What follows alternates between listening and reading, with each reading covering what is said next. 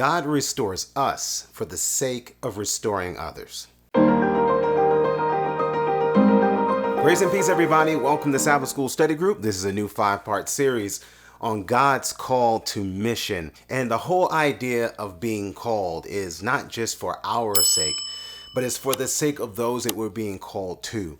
He wants us to be a blessing to those, a blessing to others, a blessing to the whole world. That's how big the call has to be. In order for God's people to be effective on all of his people who may not even call themselves his people, we got to get a real grasp on the idea of blessing and how the blessing is not just for our benefit, but it redounds. It's just like if something tastes delicious to you or if something smells good to you, you respond to that. There is a reaction, and that reaction passes on to those who are around us so that it kind of calls attention to what tastes good to us or what smells good to us. The same thing works in the spiritual realm. When you read for example, in Isaiah chapter 49, there's a powerful prophecy where the Lord is speaking to Israel, his people, but the idea of ministering to Israel for the sake of them then becoming a ministry to the Gentiles. It says in verse 3, "And said unto me, Thou art my servant, O Israel, in whom I will be glorified. Then I said, I have labored in vain. I've spent my strength for naught and in vain. Yet surely my judgment is with the Lord and my work with my God." So no doubt, off the bat, he has identified Israel as his servant. Now remember, the idea of a servant is not necessarily something we might think of where we're thinking of someone who's working for a boss or someone who's working at their behest.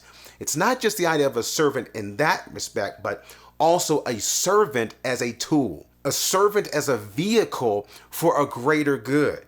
So he identifies Israel as his servant, but even as the mechanism for the means of being of service to someone else. So keep reading.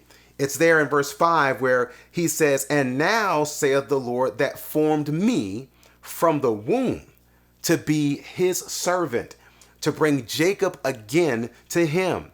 Though Israel be not gathered, yet shall I be glorious in the eyes of the Lord, and my God shall be my strength." There, he's identified not just as God's servant, but Israel, and even Isaiah to a certain extent, is identified as God's servant from the very beginning. The intent and purpose, not just for the individual, but who would that and what would that individual impact around them? So by the time you get to the latter part now, when you get to verse number 6, it all comes together. "And he said, It is a light thing that thou shouldest be my servant," this is God speaking, "to raise up the tribes of Jacob and to restore the preserved of Israel. I will also give thee for a light to the Gentiles, that thou mayest be my salvation unto the end of the earth." So no matter how you take it, whether you're looking at Israel as the collective and the impact they would have on the Gentiles, or even if you isolate it to Isaiah and see how Isaiah's ministry and his faithfulness would have an impact on Israel, who would then have an impact on the Gentiles.